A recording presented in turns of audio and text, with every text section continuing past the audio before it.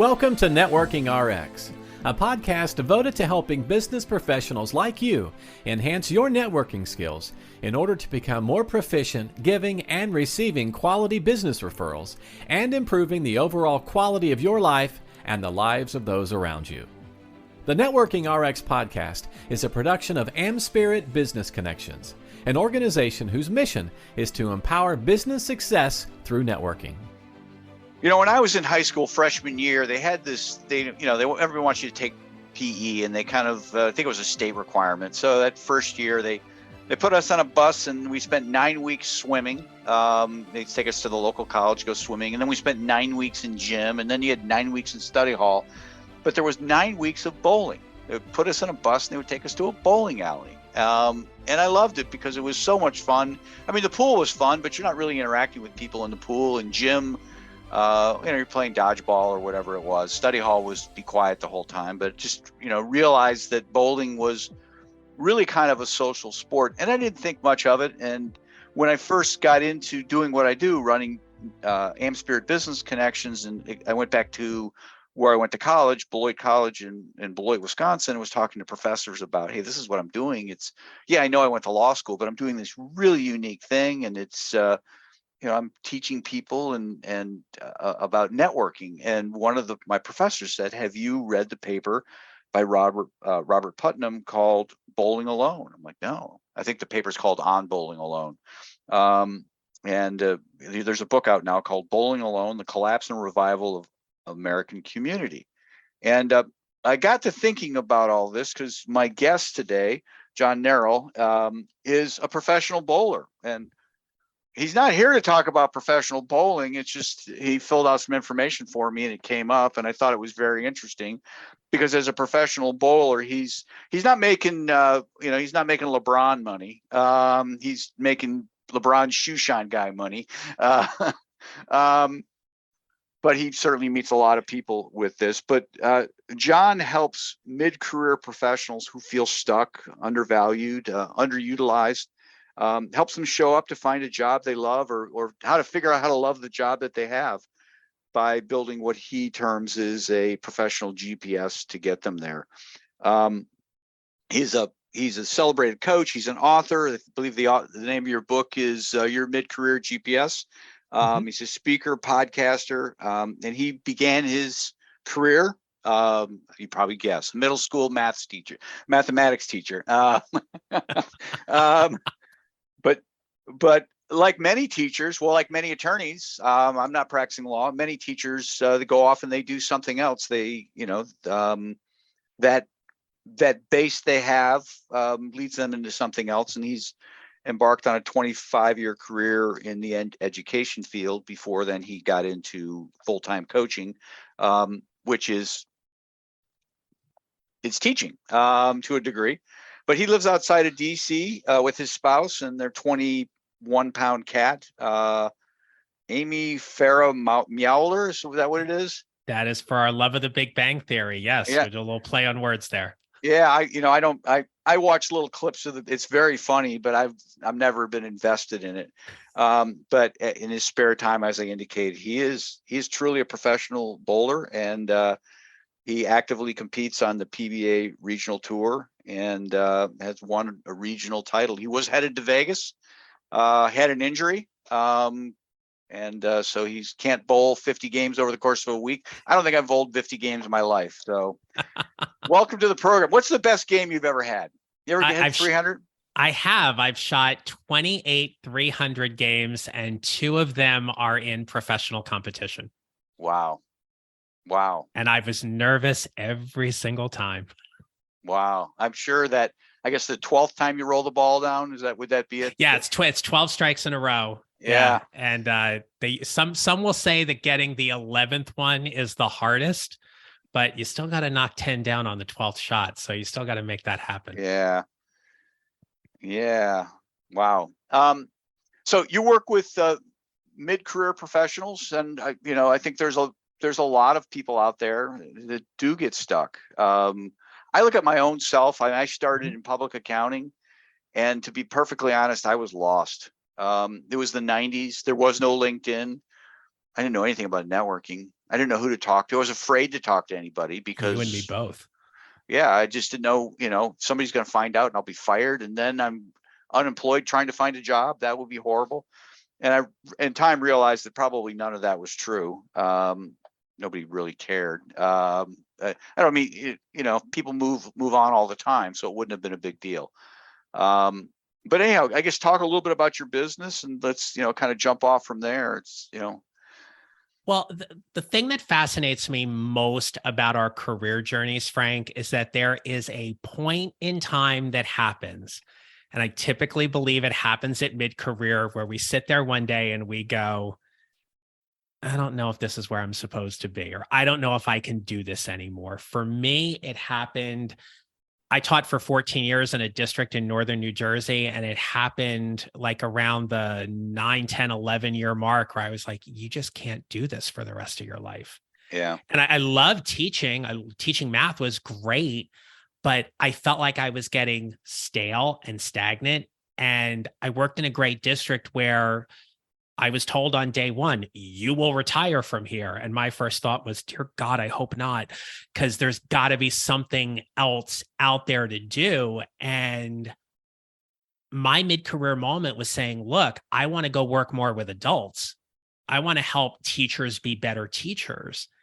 And that at least started giving me some clarity. Part of where we get stuck at mid-career is we think we're supposed to have everything all figured out. Yeah. We've got a degree. We've done some work. We have responsibilities. What do you mean I'm going through this part where I'm not sure what I want to do for work? And we don't need to be shaming ourselves. What we need to be doing is just standing where we are and owning that moment and saying, okay, how do I end up figuring this out? As an executive and career transition coach, that's where I come in. I help people figure out whatever those next steps are. Yeah. I've heard it termed, standing on whatever rung of a ladder and realizing that ladder is on the wrong wall. I love that. I mean, it's, for me, that was it, right? I mean, I'm on the tax wall. It was, everything was great about it. From somebody going through law school, you look, wow, that's great. And making good money and, got a nice office and a glass building and, but it just wasn't fulfilling. You probably went through it. Different day, same story, same group of kids, or different group of kids, same lesson plan. My father was a high school chemistry teacher, and then he went on and got his PhD to, as I call it, teaching teachers how to teach. And that was a game changer for him. In fact, I talked to my 6th grade teacher who became the superintendent, and he told me, he said, I really owe your father a debt of gratitude because he's the one who convinced me to get into administration. Nice. Because every day looks the same. So anyhow, to what extent do you, in working with your people, do you get them to tap into other people? I mean, this is a program about networking and relationships, and that was my problem. I was definitely afraid to talk to anybody else. Mm-hmm. I should have gone to talk to. There's a million ways to play it over again. I'm where I need to be. I'm where I'm supposed to be. So I don't spend much time on it. But there was a time where I thought, oh, geez, what could I have done? What could I have done? Part of the first thing, Frank, is we have to take a really honest look at our network. And networks extend far beyond the vanity metrics we see on social media. You could have whatever amount of followers you have. I don't care whether it's 100 or 100,000. There is still a small percentage of those people whom you are connected to on LinkedIn that they're the people, if you sent an email or picked up a phone, they would respond right away. It's about doing this LinkedIn audit or a networking audit to start identifying, okay, who are these people that I know are going to go to bat for me, but also how do I get to go to bat for them? If I'm going to be a really good networking connection, I want to give a whole lot more than what I'm going to get. So I always make it a point when I'm networking with somebody to simply ask them, who can I connect you to? Or who's a good networking connection? For those people who are actively job seeking, that can get lost because they're thinking that the outcome here is, I just need to get a new job. you absolutely have to ask, but always make sure that you're giving in the process. And there are opportunities, as we know, to warm up an existing network. We find a way to, if they're local, right? We meet them for a cup of coffee or a drink, or we meet for lunch type thing. Or if it's virtual, we might even offer to buy them coffee to come on a call or something like that. But there's ways to warm them up. And then there's also ways to pull new people in. In an age of social media where we are so concerned about how many likes and how many views, I look at this as an opportunity for us to slow down how we network and do it very intentionally with who can I help first, but then also where might they be of value to me, either them directly or somebody they know, and how do I start having a conversation with them from there? Yeah, I think there's a lot of value in that. I have shared, I think I've got close to 20,000 connections on LinkedIn, and people are like, wow, I'm ashamed. I mean, not horribly ashamed, but I'm not proud of it. Let's put it that way. If I had to do it all over again, I would have done it totally different, got a little bit of coaching, totally. This is the early days of LinkedIn, right? Just go and just connect with people, be a lion, a LinkedIn open networker, and just, connect. And it's just too many. If I had to do it all over again, I would be, I don't know, 1,000, 1,500 really good people that I didn't necessarily have to know personally, but I had some sort of reasonable knowledge and connection of. It's embarrassing. And the algorithm unfortunately forces into that thinking. Yeah. Right. We need more. Right. And I was talking with somebody earlier today, and they have a very, very small network. And they said to me, how do I start growing my network? And I said, engage. Yeah. Find people on LinkedIn that are posting things that are of interest to you and comment, but comment very intentionally about what it is that you liked about their post, their article. Ask them a question, create some kind of engagement, and see who comes along for the ride. See who reacts. And if they react, you can follow up and connect with them later. I would far rather connect with people that way, because there's at least something that bonds you all together, as opposed to just, Frank, if anybody's listening and they're one of these solicitors on LinkedIn that are like going to message me 5 times a day and say, hey, do you want to have an 8-figure business and everything? Hey, John, here's a clue. Those people don't devote time to that. I know. So disparage them all you want. They're not listening. Right. But I'm like, ignore. I just hit that ignore button. I'm like, no, that's no. Or you get some kind of generically written email. Yeah. I will offer that if there is something, and I believe there are a lot of things that have been good and eye-opening as a result of the pandemic, it has been an opportunity to slow down and connect more specifically. Yeah. And that's what just seems to resonate, and should resonate a whole lot more right now than ever. No, I totally agree. Part of the problem is technology has allowed lots of things to happen. I got a message the other day, very nice opening message, would like to connect with you, and it was personalized enough. Okay, this guy's looked at my stuff. But I knew it was off because he was mentioning that I was an attorney. I haven't practiced law in 20 years. Right. So he's obviously got a bot that's gone out there. And I just remarked to him, I said, listen, whatever you're using isn't working. It's not doing you any favors. Mm-hmm. I got a message probably 30 minutes before we hopped on this call from him saying, hey, I just wanted to circle back because you didn't respond. I wanted to circle back, kind of a thing. I'm like, I did respond. Yeah. But that just shows you how sophisticated these bots are out there. It's, I don't know, but that's okay. My feeling is I have a couple calls, not a couple calls a day, but maybe 3 or 4 calls a week, just new people I get to meet and see where it goes.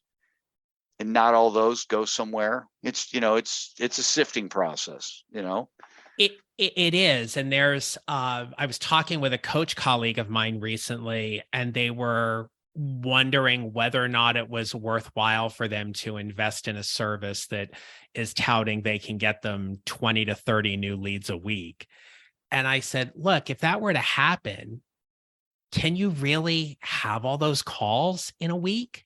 Mm-hmm. Like if you know what your close rate is, and as business owners, we know when we get somebody on a call and we work them through a consult and we take the time to do that, there's a certain percentage that will say yes and the other percentage will say no. If your close rate is even 50%, which I would offer is good and could even be a little bit better, but if you're qualifying the right people to get on a call and you're closing 50% of them, you don't need to have a whole lot of calls every month. Yeah. You just don't. And you will make far better connections with the people who you did pull in a little closer and had a great conversation with, whether they hire you or not. That's going to be far more in your value bank than anything too. It's interesting you say that. That was probably 8 years ago, got sucked into something like that. Hey, 30 calls. They're going to give you 30 leads. These are all vetted. We've talked to these people. They want to talk to you. And here's our guarantee. If a call doesn't work out, we will give you another name. Sounds great, right? So I called all 30 people, got voicemail 29 times, spoke with one person who absolutely was not interested. Could never get a hold of the other 29, went back to the company, and then they gave me another 29 names, another 29 voicemails or going nowhere. And so they, I think it was $1,000. My $1,000 is gone. Hey, do you want to buy more? It's like, no. And so I've had other people who have pitched me on the same sort of a thing. And I said, hey, you're not out. We'll keep giving you names. And my response to them is twofold. One, that money back guarantee is akin to saying, come to my restaurant and have a meal. And if you don't, pay for the meal and have the meal. And if you don't like the meal, we'll just keep bringing you food. We'll keep bringing you more crap food. It doesn't work that way. But my other response is, if I have to call 30 times and get a hold of one person, and then 29 to get a hold of one person, if you start doing the math and every call is 10 minutes of your time, aggravation, takes mental energy. You start and you work the math. You're a math teacher, former math teacher. I was figuring I had probably, 20 hours in making calls to these people. By the time you work down all the iterations, I don't know what the technical name would be. But you go from 30 to 29 calls, 28 calls, each little segment. It would take me all these iterations to get through, finally use my money. And the actual cost wasn't $1,000. If you assign a value to your time, the cost was, close to $10,000. Right. And to get nothing. Yeah. So I just love the relationships. They work. They do. And it's, especially for people who are job seeking, I do a lot of coaching with them on being tied to the outcome. And there is often a huge mindset shift that happens where they go into an interview and all of their energy and their tone as they tell their story and they answer those interview questions are all grounded in, I want you to offer me the job. They never think about, how do I connect with this person? How do I assess fit in a different way? Because ultimately what you want is you want to be able to choose. Choosing is what happens when they offer you the job. Now the ball's in your court. Yeah. The same thing is when it comes to networking, right? I would rather take time to get to know somebody and choose whether or not they're a good networking connection. And also, to be fair, I don't believe in trying to string anybody along. If it's not a good fit or I can't help somebody, I'm going to tell them. And I have people, I grew up in New Jersey. I have people tell me all the time that is part of my charm. And other people say it is not part of my charm. Right. But I would rather be direct and simply say, this isn't going to work, or I don't see how I can help you, rather than trying to string them along and give people false hope. Yeah, no, I agree. Let's take a few minutes here. Walk us through the 4-step process for building this mid-career GPS? Thank you for that. So there are 4 steps. It is about preparation, positioning, promoting who you are and what you do, and how you show up. So when I start working with somebody new and they're looking to find that job they love or love the job they have, we're going to prepare by using a couple of assessments. I use 2. I use the Energy Leadership Index and I use Gallup Strengths Finder. The Energy Leadership Index is an attitudinal assessment. And of course, Gallup is one of the best, if not the best, technical workplace strengths assessments that are out there, in my opinion. And we spend time talking a lot about what's their value. Who do they help? What do they help them do specifically? All leading into how to position themselves strategically in the marketplace.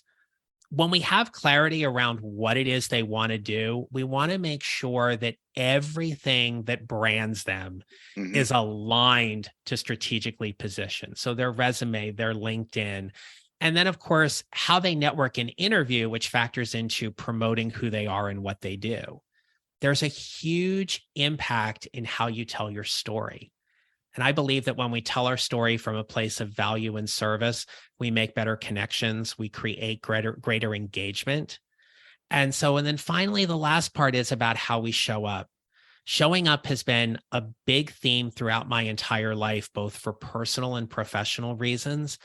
But when I opened my coaching practice full-time, Frank, I would have clients come to me and they would say, I need to show up differently. Well, I'd be like, what does that look like? And I would get really curious with them in defining, and they'd use terms like executive presence, or I need to be a better leader. Well, in your organization, what does that look like? So to parse it down, I coach my clients on 6 specific strategies for showing up. It's about setting ground rules, having intentional conversations, owning where you are, welcoming new opportunities, using your genius, protecting and promoting your brand. And when we weave those 6 strategies throughout all of our coaching conversations, as they're building their mid-career GPS, one of the biggest results that happen is they tell their story, not only from a place of value and service in terms of how they're going to help a team, an organization, a corporation, but what they're also going to do is they're going to tell that story very clearly and cleanly. And when we tell a clean and clear story, we help the other person out by helping them make an easier decision about whether they want to continue talking to us or not. Yeah, that's good. I've got you in a good place right now to really kind of talk about your business, the types of people you're looking for, how you work with those people. If somebody's listening who is or knows someone who could be that next client or that gateway to the next client. Well, first and foremost, I work with heart-centered leaders and professionals. I don't like working with people who are cold, nasty individuals, right? So they're very caring. They're very compassionate type individuals. They are smart. They are savvy. They typically, if we had to do an age range, they typically are between the ages of 38 and 45, but I work with some a little younger and some a little older. They hold titles that typically range anywhere from manager to senior director. I also work with a few executives, but their biggest pain point, Frank, is that they do not want to settle. They are fearful that they're going to be stuck, and stuck can be defined as there's no place for them to go up on the org chart because people are not going to retire, or they're not going to leave, or they're not willing to open or create a position for them. Or stuck is they just don't know how to navigate outside of their organization or even pivot into some different work altogether. So when they're feeling stuck or they're feeling undervalued and underutilized, those are typically the biggest pain points that they have when they come to me and they want to know what it's like to work together. Part of what I get to do as their coach is I take all of the overwhelm, or at least most of the overwhelm, away from them navigating toward whatever is next. So when I work with people one-on-one, what's really helpful is that I hold their hand through each step in building that GPS, where week after week after week, we do some things that are ultimately getting them to where they want to be. So right now I work solely with people one-on-one, but in 2023, I am going to have an online course that if people don't want to work one-on-one and rather want to do some kind of self-study, they'll be able to go through an online course as well to help them. Okay. Best way to get a hold of you through your website? What I would say, let's make it even easier. They can connect with me on LinkedIn. Okay. They can email me at john@johnneral.com. And they can certainly find everything about me and a whole lot more on my website at johnneral.com. Okay, great. I appreciate your time today. This is 25 years too late. I wish I would have known you back when. Well, same here. Yeah. No, I'm in a good place. I really am in a good place. Sure. And things happen for a reason, but I was scared and so didn't know where to turn, but there are people like you out there, and thankfully. So, well, I'm very grateful and honored and blessed to do the work that I get to do. And just to kind of wrap up one other thing, you talked earlier at the beginning about bowling and PE class and everything. Bowling is one of those sports that whether you do it as a family, you do it with friends, whether it's recreational or you play at the high level like I do, I have met some of the most amazing people in my life through the sport of bowling. I have had incredible coaches. I have 2 godchildren as a result of the sport. My family of choice is in large part because of people whom I have met through bowling. And it is just one of those lifelong sports that I am very grateful that when my dad taught me how to play sports, it was the one sport I fell in love with right off the bat. And I'm glad I still get to do it today. So thank you for letting me share. Thanks for joining us on the Networking RX podcast. Please put what you've learned into action today and let us know if you have questions, comments, or ideas for future topics. You can email them to us at podcast@amspirit.com. That's AmSpirit.com. Finally, so you never miss an episode, be sure to subscribe to the Networking RX podcast through iTunes, Overcast, or however you receive your podcasts. Now get out and network with someone. The Networking RX podcast is the copyright production of AmSpirit Business Connection. All rights reserved.